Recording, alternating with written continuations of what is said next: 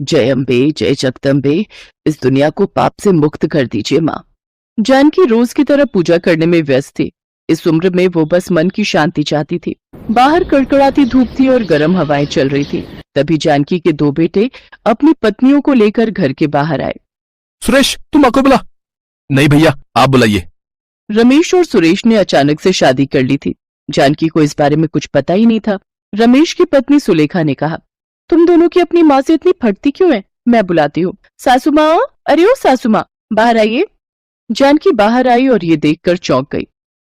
अरे तुम दोनों ने ये क्या किया? मुझे बिना बताए शादी कर ली। सुरेश की पत्नी शांता ने कहा, अब जो हुआ वो हुआ न सासू माँ, हमें अंदर आने दीजिए। तभी ऊपरी दीवार से जानकी के कंधे पर एक छिपकली गिरी और ये देखकर सुलेखा और शांता डर गईं। वो दोनों चिल्लाने लगी, अरे छिपकली, छिपकली, मारो उसे, भगाओ उसे, मार दो। वो छिपकली भाग गई। अरे तुम लोगों को देखकर बेचारी छिपकली खुद डर गई। आओ अंदर आओ। चारों घर के अंदर गए। जानकी ने सबके लिए खाना बनाया। उसने अपने ही मन में सोचा, मेरे दोनों बेटों ने अचानक से शादी कर ली, मुझे बताया तक नहीं। खैर जो भी हो, मुझे ज्यादा हंगामा नहीं करना चाहिए। एक न एक दिन शादी तो होनी ही थी। सब लोग खाना खाकर अपने अपने कमरे में चले गए।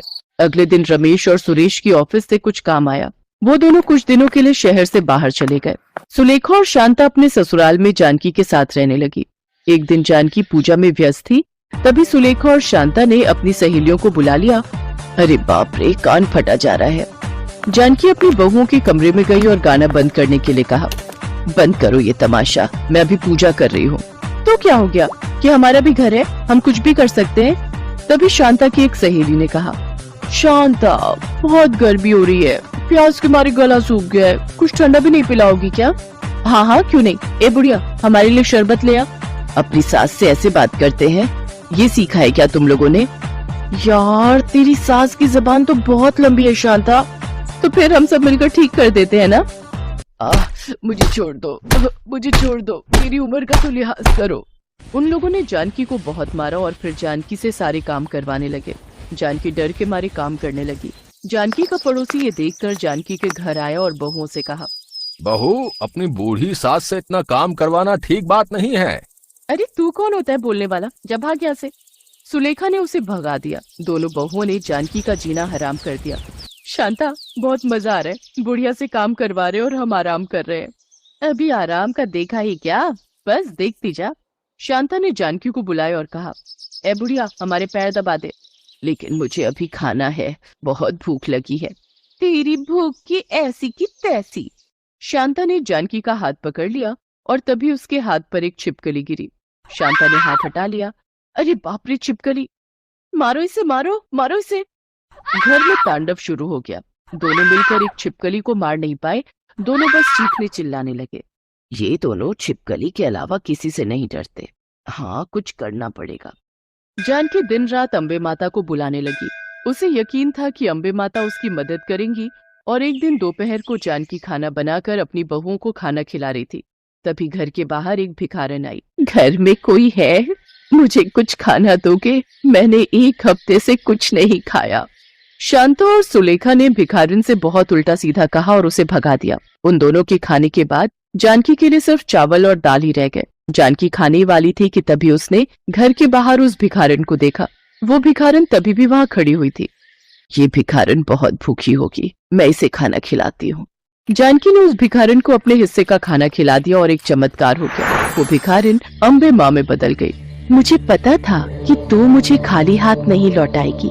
तेरा दिल नरम है, बोल तुझे क्या चाहिए? मुझे अपनी दोनों बहुओं से मुक्ति चाहिए अम्बे माँ। मैं उससे भी अच्छा कुछ दिला सकती हूँ, जिससे तेरी दोनों बहुएं तेरी गुलाम बनकर रहेंगी। दोनों छिपकलियों से बहुत डरते हैं ना?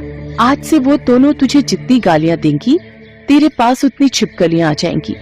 और आज से एक हफ्ते बाद वो छिपकलियाँ उन दोनों पर हमला कर देंगी और साथ ही साथ तू एक इच्छाधारी छिपकली बन जाएगी। तथास्तु। अम्बे माँ अदृश्य हो गई। शाम को बहुओं की सहेलियां आई। सुलेखा ने जानकी से कहा, ए बुढ़िया, चल खाना बना।